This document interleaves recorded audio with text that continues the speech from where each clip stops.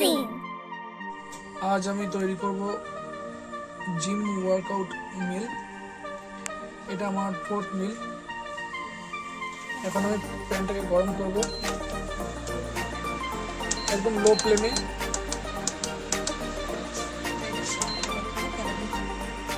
প্রথমে আমি সামান্য তেল নেব, 1 টেবিল চামচ পরিমাণ মতো, খুবই কম লবণটা।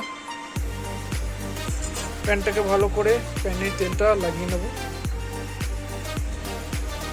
তেলটাকে খুন্তি দিয়ে ভালো করে প্যানে লাগিয়ে নেব।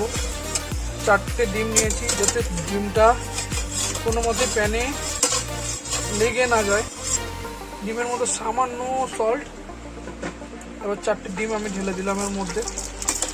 এই খুন্তি দিয়ে বারবার নেড়ে যেতে হবে হিটে, যাতে কোনো মতে ডিমটা প্যানে লেগে না যায়।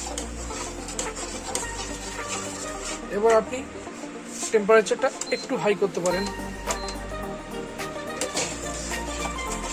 ডিমটাকে বারবার নাড়তে হবে যাতে কোনো মতে প্যানে লেগে না যায়।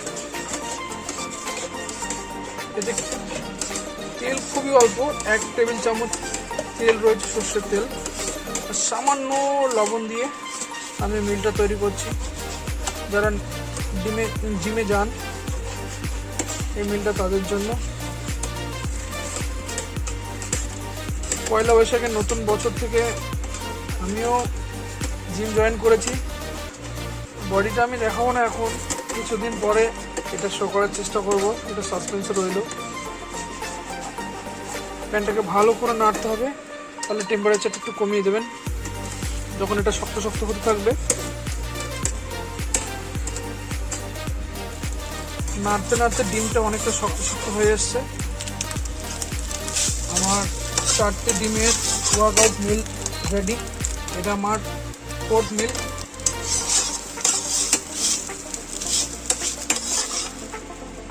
কড়াই থেকে এটা নামিয়ে নেব।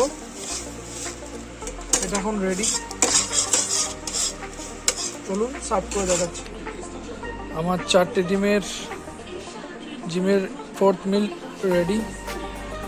4টে ডিম নিয়েছিলাম, সেটাকে আমি অল্প তেলে এটাকে ফ্রাই করেছি। আর 2টো টমেটো নিয়েছি, কিছু শসা, 2টো পাতিলেবু, মানে 1 পিস পাতিলেবু হাফ নিয়েছি, আর একটা মৌসুমী লেবু নিয়েছি।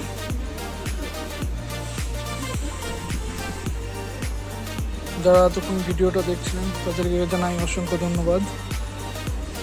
সঙ্গে থাকুন নেক্সট ব্লগারে। দেখা হচ্ছে পরে একটা ভিডিওতে।